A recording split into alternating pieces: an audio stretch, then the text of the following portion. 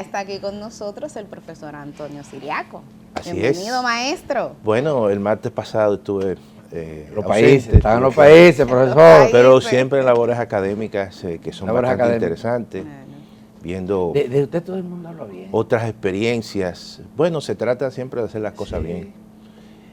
Y yo creo que cuando uno ve otras economías, uno también puede hacer las diferencias con qué es lo que está pasando por aquí, qué cosas uno puede mejorar. Y yo creo que la República Dominicana ha avanzado bastante. Ha avanzado bastante en términos de su capacidad de ensanchar sectores de clase media. Claro, hay muchos problemas estructurales que son muy comunes en los países de América Latina.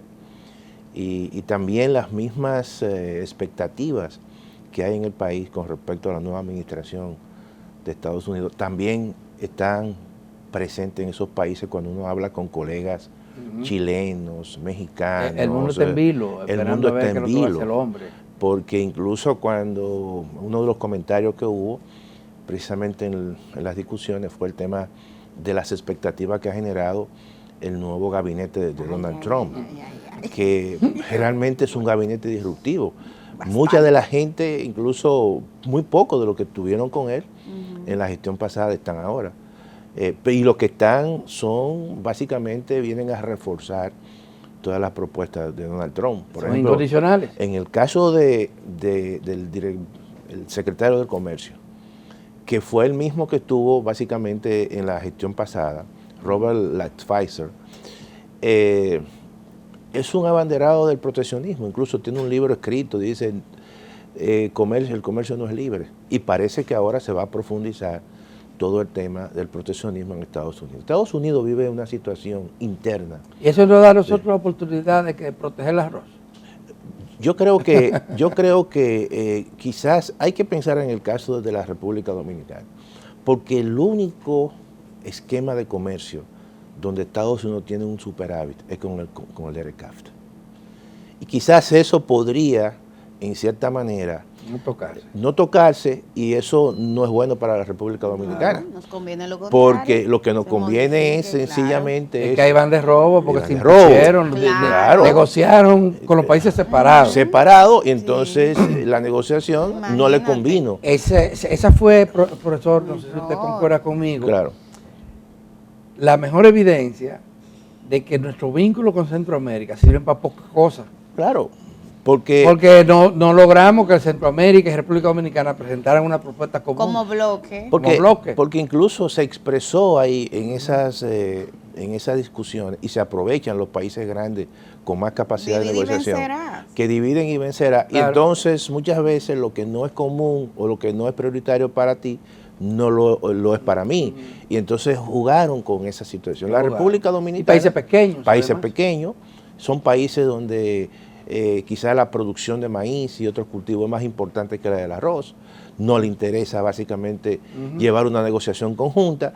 Sin embargo, hoy en día se ve la necesidad de que ese acuerdo sea modificado. Incluso hay que tomar en consideración que en el caso de México, en la administración pasada de Donald Trump, obligó a una negociación y a un cambio del tratado original, que era el Telecán, y se transformó en TEMEC. Y ahora el mismo Donald Trump en su propuesta ha dicho que, amenazando a México, diciendo, mira, por ahí están entrando una cantidad de inmigrantes ilegales que son delincuentes, que son drogadictos, que son narcotraficantes, y yo entonces te voy a imponer un arancel de un 40% a tus exportaciones. Eso significa que va a presionar a México para seguir modificando ese tratado de libre comercio. Esos son mecanismos de presión. Entonces, y en el caso de la República Dominicana, donde el temor que puede existir es que Donald Trump habló de imponer un arancel universal a todas las importaciones que entren a Estados Unidos de un 10%. Y eso sí no puede, al margen de que tiene acuerdo de libre comercio, porque Donald Trump esto no lo respeta. Bueno, pero la República Dominicana tiene también una ventaja, y es que ya no depende exclusivamente del mercado norteamericano, ni para comprar ni para vender. Pero es Pero- importante, Es importante, todavía es sí. el mercado más importante. No hay que olvidar que las exportaciones de zonas francas, casi un 60% Son van para- a ese mercado. Son para el mercado. Y entonces eso de una forma u otra afecta a nuestras exportaciones en caso de que se cumpla esa promesa. Pero lo más quizá peligroso de todo esto, Adalberto y Millicent, es todo el tema de la guerra comercial. La guerra comercial, que básicamente todo esto va a romper con ese orden neoliberal que se estableció en los años 90, de tratado de libre comercio, de reducción de aranceles, de una mayor facilitación del comercio, todo eso ahora se achica en caso de que se cumplan esas promesas, y entonces eso trae como consecuencia que va a haber una ralentización del crecimiento de la economía. O sea, Podría ocurrir eso. si tú me pones un arancel, yo te pongo otro arancel, y así de manera sucesiva, Pero y nosotros, hay efectos profesor, que externos. no somos un país, no somos una potencia exportadora. Nosotros exportamos, pero no somos una potencia exportadora ni dependemos principalmente de las exportaciones. Sí, pero hay muchos elementos colaterales Sí. que de una forma u otra realmente pueden tener repercusión en la economía dominicana. Si tú tienes que la economía norteamericana crece menos, entonces eso va a afectar. Eso sí.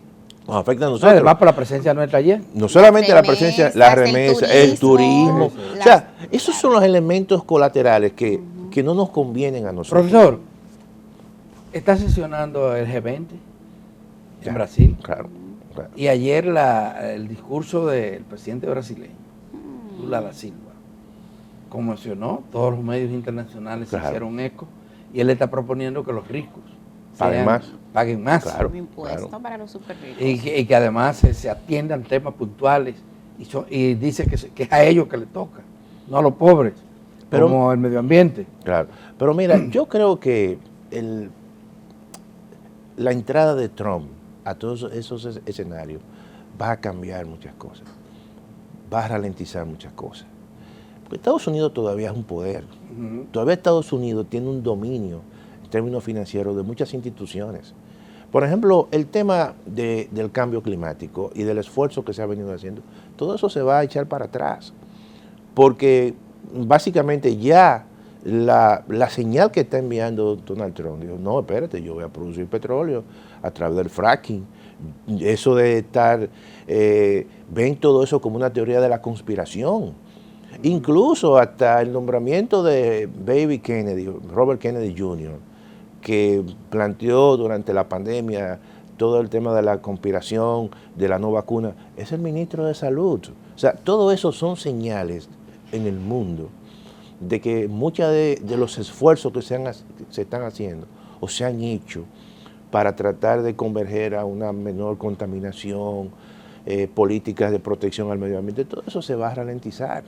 Entonces, hasta incluso el tema de la guerra, todo eso también va a tener un efecto quizá más Pero el hecho positivo de en que ese se plantee aspecto. en estas cumbres la necesidad de ver cómo las riquezas también favorezcan Claro, a claro. todas las sociedades, no es un hecho trascendente. No, es un hecho trascendente. Incluso no hay que olvidar que la Organización de la Cooperación del Desarrollo Económico, OCDE, desde hace años tiene un grupo importante, incluso incluyendo a Premio Nobel, trabajando sobre el tema de cómo imponer impuestos progresivos a aquellas empresas que son las grandes tecnológicas, que evaden mucho.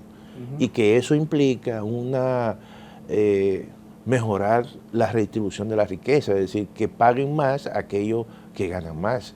Es un esfuerzo que se está haciendo de manera colectiva, y yo creo que en estos grupos, en estos esquemas de integración, el G20, que reúne obviamente a una parte importante de los países desarrollados y países en desarrollo o emergentes, que planteen esto, y Lula, que pueda asumir una posición de liderazgo en la región, yo creo que es importante y envía una señal importante. Sí, sí. En la Pero- región y en el mundo, porque a Lula lo quiere todo el mundo ahora. Claro, Tener pero de aliado. Ahora, profesor, me da la impresión de que se está exagerando un poco la influencia de Trump en los Estados Unidos en un momento en que ya no tenemos un mundo unipolar ni bipolar, Bipolar, sino sino multipolar, ¿No? Eso es, con tantos grupos económicos. pero todavía es una realidad. Los Estados Unidos tienen No, un peso obviamente, importante. pero no es la única realidad. No lo es que la quiero única decir. realidad, pero sabemos ya de la experiencia que hubo con Donald Trump. Claro.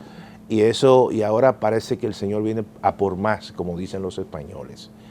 Y todo el tema de los nombramientos, ya eso no da una señal de que va a haber tensiones. Y de eso se trata, más que de buscar elementos de convergencia y de acuerdos para mejorar el clima de tranquilidad. No, esa no es su prioridad. Eso no es la de él, prioridad. eso no es de él. Tú puedes decir, mira, hay elementos contradictorios, porque por ejemplo puede haber una pausa con respecto al conflicto entre Rusia y Ucrania, que es algo interesante, ¿no? Porque digo, bueno, yo voy a pensar más en la economía norteamericana y no guerra. Entonces Europa está viviendo una tensión, porque eso va a fortalecer a quien, a Rusia. A Rusia, claro. Y entonces los europeos ya están hablando de incrementar su presupuesto de defensa. Eso significa que van a dedicar más recursos a defensa y menos recursos al bienestar. O sea, todos esos son elementos que están Tienen su ahí, incidencia, claro. que tienen puede que incidencia van a y que pueden ir cambiando la configuración del mundo. ¿Cómo va a reaccionar China? Sí, sí. Todo eso son elementos. ¿Qué va a ocurrir, por ejemplo, en el Medio Oriente entre el conflicto Israel, Palestina y ahora Irán? Todo eso incluso puede generar situaciones de cambios importantes. Vamos a esperar el curso Que de los tienen acontecimientos. impacto en la economía, De evidente. todos modos, parece que Lula da Silva ha ganado una victoria, porque la prensa hablaba de que iba a ser imposible que firmaran los documentos que están planteados. Dos claves. Uno, pedir el fin de la guerra, Claro. o terminar con la guerra, que se imponga la paz, sin mencionar a nadie. Y el otro, de que se redistribuya mejor la riqueza. que se América impongan Latina impuestos. necesita un liderazgo como el de Lula, Claro que sí. ante esa dispersión que hay, y obviamente que hay también partidos conservadores que están obviamente en el poder, y se necesita un líder como Lula que pueda sencillamente conducir el liderazgo de América Latina. Damas y caballeros, se nos acabó el tiempo. Gracias, profesor. Gracias a ustedes por su compañía. Y la invitación queda abierta para que mañana volvamos a juntarnos aquí, en este su telediario 1+1 y en este su canal Teleantino.